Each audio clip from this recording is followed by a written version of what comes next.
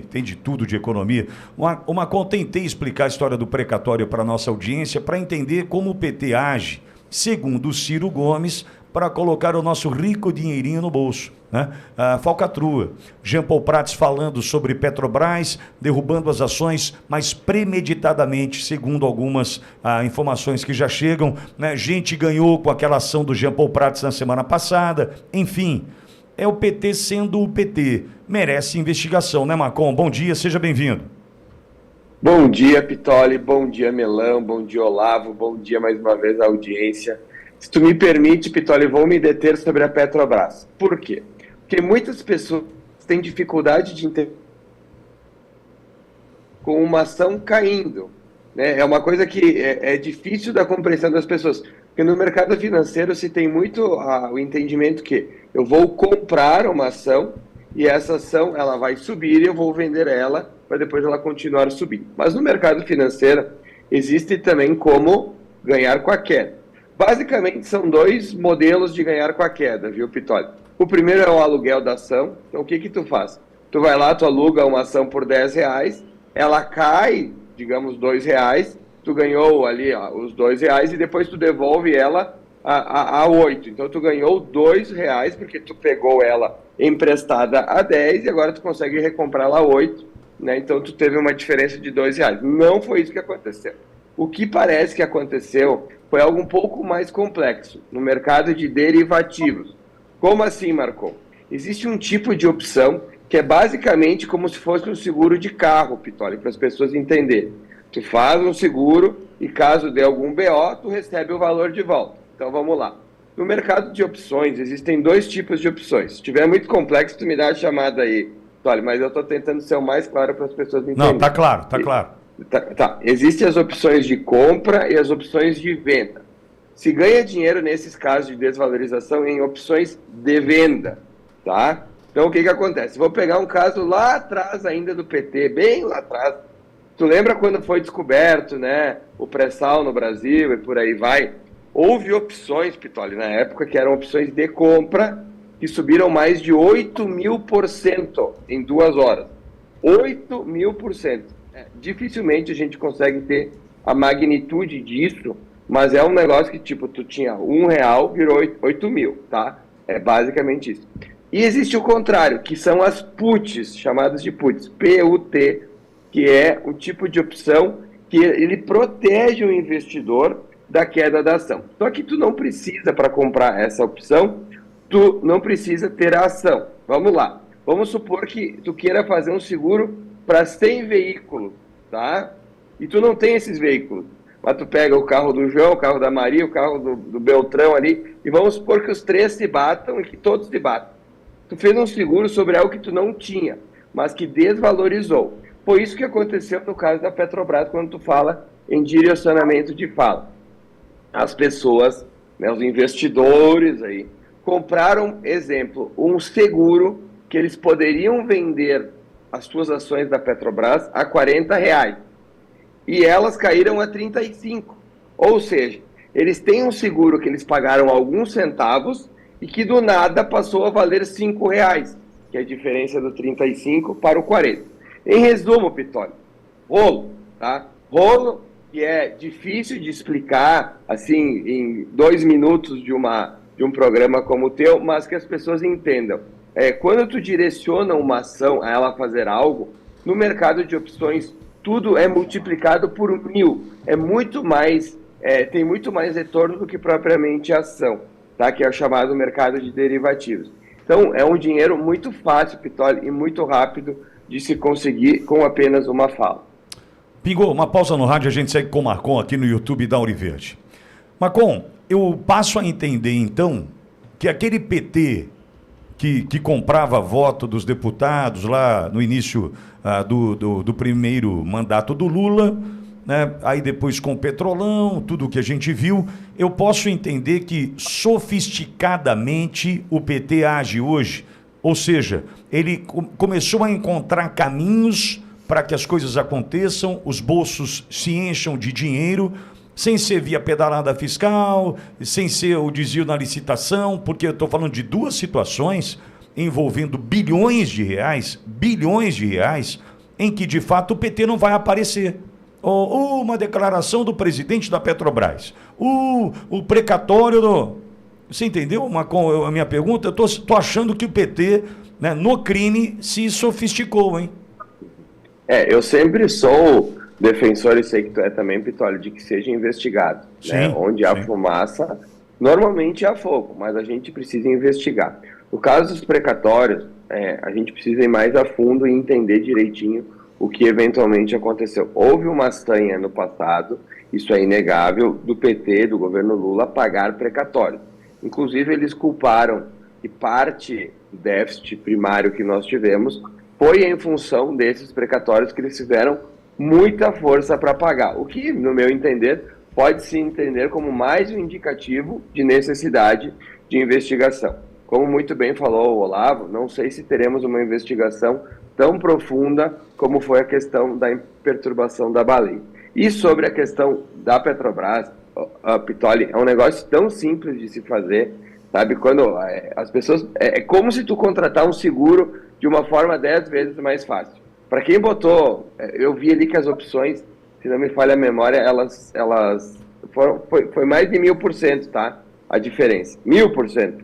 Estou falando de 50%. Tu falava em lucro de 50%. 50% é para os mirim, né? 50% é para quem está começando no jogo aí do rolo. Estou falando de milhares, centenas de porcento, né? E coisas de muito rápido. Então, numa fala somente.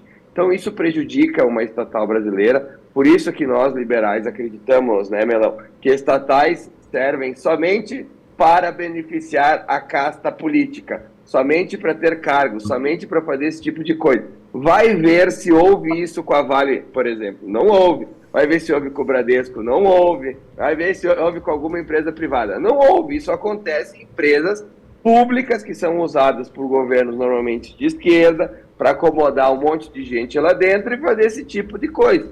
Né? Eu quero acreditar, Pitoli, que não aconteceu. Que o mercado financeiro, quando ele perde a credibilidade, quando uma ação perde a credibilidade, que é o caso da Petrobras, isso é um mal imensurável, tá? Porque quem é que vai investir numa empresa onde, eventualmente, o presidente direciona o movimento da empresa, se para cima, se para baixo, para que seus colegas, né, tenham algum tipo de vantagem nisso? Ninguém. Tu não vai numa casa de aposta apostar algo que o teu colega já sabe que vai acontecer ao contrário. Para as pessoas entenderem, muito simples assim, ó. Se alguém ganhou, Pitoli, na bolsa, alguém perdeu. É troca de dinheiro, tá? Alguém apostou na alta da Petrobras e alguém apostou na baixa. Só que quem apostou na baixa, talvez tinha a informação que ela iria cair. Então o cara que eventualmente apostou na alta, ele nunca mais vai fazer parte desse jogo que é o mercado financeiro com essa ação, porque ele sabe que existe direcionamento. Então isso é um crime de lesa pátria, né? A gente está trabalhando contra as nossas próprias empresas.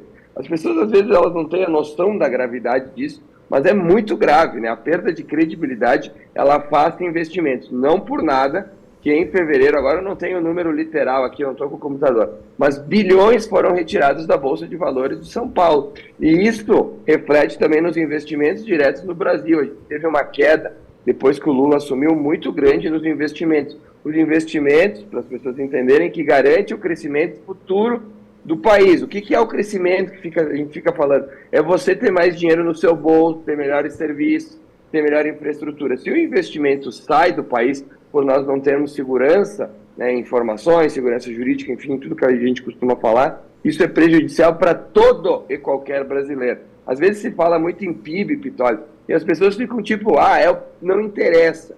Gente, o PIB, ele mede, por exemplo, a renda per capita das pessoas, que é quanto cada cidadão brasileiro consegue ganhar com o seu trabalho. Não é por nada que o mesmo emprego nos Estados Unidos, que é aqui no Brasil, lá se ganha de 6 a 7 vezes mais, porque lá eles são mais ricos. Então, o crescimento do PIB, né, a estabilidade econômica, isso tudo traz riqueza para todos. Mas, infelizmente, na nossa cultura, isso ainda não é muito explicado para as pessoas. Fala, Olavo. Desculpe. Marcão, exatamente isso que eu ia te perguntar. Em um ano caiu 44% o investimento na B3, aqui a Bolsa de São Paulo, redução do capital estrangeiro de 44,9 bilhões, né? Isso é uma representatividade. Você acredita, coloca isso na conta da manifestação internacional do governo Lula, dos apoios errados, das posturas erradas e também de uma gestão financeira interna não tão positiva? Eu acho que é um combo, Olavo. Quando a gente começa a somar tudo e as pessoas, os investidores estrangeiros, olham para o futuro do país, eles enxergam que nós não temos futuro nesse momento. É algo básico. Nós temos um ministro da Economia que tudo que ele fez até agora foi aumentar impostos. Me digam outra coisa que esse ministro fez no seu primeiro ano. Ele não fez nada, ele só aumentou imposto. Ele aumentou imposto para quem comprava as brusinhas lá da Shein, ele aumentou imposto para quem tinha office, ele só aumentou imposto. Não houve nada de produtivo até agora no Ministério da Economia. Ou seja, quando tu olha uma perspectiva futura, tu vai dizer, opa, ali não vai dar certo. Vocês lembram daquela repórter, apresentadora que agora está na Globo, que falava dos índices que tinham subido na bolsa, daquelas empresas lá, do Carrefour, por exemplo, agora as pessoas vão voltar a comprar. Deem uma olhadinha nessas ações para vocês verem como é que estão. Todas caíram, né? Todas que são diretamente ligadas ao governo caíram, né? Então, a perspectiva é muito ruim. Então, quem é que quer investir num país onde a perspectiva é ruim? Vamos mudar aqui, vamos olhar a Argentina, Olavo. Será que a perspectiva é ruim para o investidor? Óbvio que não. Né? A gente teve o Javier Milei aí já colocando em superávit, né? Nos 3 primeiros... Gente, o que o Javier Milei foi uma coisa de mágico, tá? Ele já colocou em superávit um país que tinha mais de 5% de déficit. Nós temos um ministro da Economia que pegou com 0,5% de superávit e deixou no seu primeiro ano mais de 2% de déficit, ou seja, um inconsequente completo é o que a gente tem. Lá na Argentina, por exemplo, ele fechou a estatal, que olha, não sei se chegou a ver os números da estatal de imprensa, tinha 750 jornalistas trabalhando na imprensa, não era 50, eram 750, muito provavelmente 739, 740, 745, mamando, né, nos bolsos do contribuinte argentino. Então, quando o investidor, Olavo, olha de fora e percebe, agora a gente tem um governo responsável na Argentina e a gente tem uns malucos aqui no Brasil. Eu vou colocar meu dinheiro aonde? É óbvio que eu vou colocar na Argentina. Se diz na economia, né, se diz que o dinheiro não tem pátria. Ele vai aonde há mais segurança e mais chance de rentabilidade. E o Brasil hoje, com toda a certeza, não é um lugar onde o dinheiro tem segurança. Isso é algo indiscutível.